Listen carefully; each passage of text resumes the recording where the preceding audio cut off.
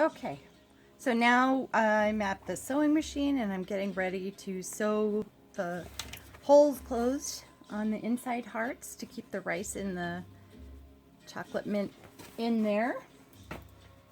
I always use a box to make a level surface, otherwise it kind of is difficult to sew it. So I've got my pin holding the hole closed, and I'm just gonna sew just a small space. I don't know how well you can see that. I'm gonna sew, I'll show you when I'm done.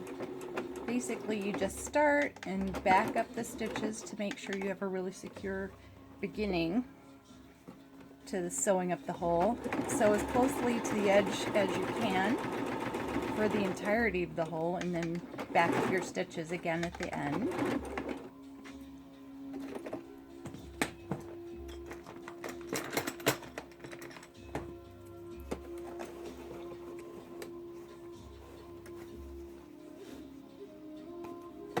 And then once you're done sewing, you just want to make sure you have all of the excess pieces and parts of the threads trimmed off.